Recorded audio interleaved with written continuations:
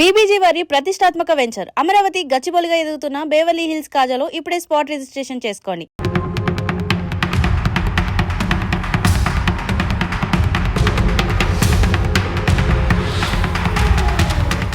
మనం భాష గురించి చాలా ఎపిసోడ్లలో చాలా విషయాలు మాట్లాడుకుంటున్నాం, ఇంకా కూడా మాట్లాడతాం. కానీ భాషకు సంబంధించిన వ్యాకరణమో లక్షణ శాస్త్రమో అలంకార శాస్త్రమో ఎంత మాట్లాడినా భాష అందం ఎప్పుడూ కూడా వాడుకలో తెలుస్తుంది.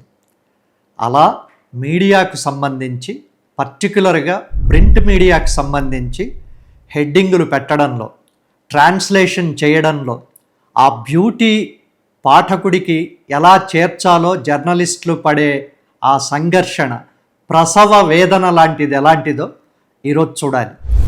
5 రాష్ట్రాల ఎన్నికల ఫలితాలు వచ్చాయి. ఇది చాలా దేశంలో గొప్ప మీడియాకు సంబంధించినంత వరకు చాలా కీలకమైన విషయం. తెలుగు పత్రికల్లో కూడా చాలా దాదాపుగా తమిళనాడుకు సంబంధించి సినిమా పరిభాషలో అట్లా పెట్టారు. కానీ హెడ్డింగులు ఇలాంటప్పుడు పెట్టడంలో times of India English paper చేసే విన్యాసాలు, భాషకు సంబంధించి చేసే గొప్ప దాన్ని ఏమంటారు చమత్కారం, అది ఎలా ఉంటుందో చూడాలి. ఇప్పుడు వరుసగా ఒక్కొక్కటి ఇందులో ముందు హెడ్డింగులు చదువుతాను, తర్వాత అందులో ఏమి వాళ్ళు చమత్కారం చేశారో చూద్దాం. మొదటిది బీజేపీస్ భారత్ జోడో యాత్ర. భారత్ జోడో యాత్ర ఎవరిది? రాహుల్ గాంధీది, కాంగ్రెస్ పార్టీది. దేశమంతా పాదయాత్రగా తిరిగి చాలా పార్టీని ఉత్తేజితం చేశారు. కర్ణాటక లాంటి చోట్ల అధికారంలోకి రావడానికి కూడా కారణమైంది. కానీ ఈ ఎన్నికల్లో బీజేపీ అద్భుతంగా చేసింది కాబట్టి టైమ్స్ ఆఫ్ ఇండియా మొదటి పేజీలో బీజేపీస్ భారత్ జోడో యాత్ర, దానికి విరుగుడుగా ఈ మాట పెట్టారు. తర్వాత ఫస్ట్ పేజీలో banner item BJP is Bengal Janata's party. BJP Bharatiya Janata party అనే మాటను బెంగాల్ జనతాస్ పార్టీ. ఇక తమిళనాడుకి సంబంధించి ఆయనంతా సినిమా పరిభాష కదా. బ్లాక్ బస్టర్ డెబ్యూ విజయ్ టీఎన్స్ జన్ నాయకన్. జన్ జీ అనే మాటకు జననాయకన్ అనే మాటను రెండిటిని కలుపుతూ పెట్టిన హెడ్డింగ్ ఇది. ఇక లోపల ఉన్నాయి అద్భుతాలు. భాషలో ఇలా చూడొచ్చా, ఇలా చెయ్యొచ్చా అనేటట్లు ఉంటాయి.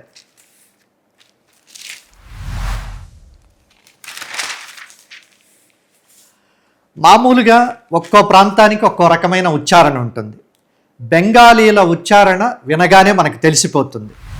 మనం నమస్కారం అనే మాటను వాళ్ళు ఏమంటారు? నమోష్కార్, కొంచెం మో పలికినట్టు ఉంటుంది. దాన్ని ఈ హెడ్డింగులో అంటే భాషలో, యాసలో, మాండలికంలో మాట్లాడే మాటను కూడా పెట్టుకొని నమోష్కార్ బెంగాల్ డెబ్యూ ఫర్ బీజేపీ సర్కార్, ఇదొక హెడ్డింగ్. తర్వాత మమత, MATA అయితే మమత కదా. మమతకు టాటా చెబితే ఏమవుతుంది? మమ టాటా. MA ఏమో బ్లాక్ లెటర్స్లో పెట్టి, టాటా అంటే బై బై అనే మాట ఏమో రెడ్ లెటర్స్లో పెట్టారు. దాని తరువాత ఉంది ఇంకా అద్భుతమైన మాట, Didi no longer bay of Bengal. Bay of Bengal అన్నది బాగా పాపులర్ అయిన మాట. వచ్చినవి బెంగాల్ ఫలితాలు. దీదీ అంటే ఆమె ఓడిపోయింది, మమత. సో మమ టాటా 2 చుక్కలు, Didi no longer bay of Bengal. ఇంకో హెడ్డింగ్ విజయ్ని తమిళనాడులో తలపతి అని పిలుస్తారు. అంటే దళపతి, మనం తెలుగులో దళపతి అనేది తా దా ఇవి పరుషాలు సరళాలుగా మారుతూ ఉంటాయి. Thalapathi is Chennai's new super king. ఇది క్రికెట్లో ఉన్న చెన్నై సూపర్ కింగ్స్ను ప్లస్ తలపతి దానికి కొత్తగా నాయకుడు అవుతున్నాడన్న మాటను కలిపి, అంటే అటు క్రికెట్ ఇటు తలపతికి సంబంధించిన 2 మాటలను కలిపి పెట్టిన హెడ్డింగ్. ఇక కేరళదైతే ఇంకా అల్టిమేట్. కేరళకి ఏమంటాము? Tag line god's own country. God's own country, red cards comrades. కామ్రేడ్స్కి ఏంటి? Red colour. మొత్తం మీద లెఫ్ట్ పార్టీ పోయింది. God's own country, red cards comrades. కామ్రేడ్లు అంటే లెఫ్ట్ పార్టీలకు రెడ్ కార్డు పడింది అన్నది. ఇలా ఒక్కొక్క హెడ్డింగు దాని భాష వీటన్నిటికీ మించి చివరకు అమూల్ వాళ్ళది ఒక యాడ్ వస్తుంది. ఇలాంటప్పుడు అమూల్ వాళ్ళు కూడా ఎంత చమత్కారం చేస్తారనడానికి ఇందులోనే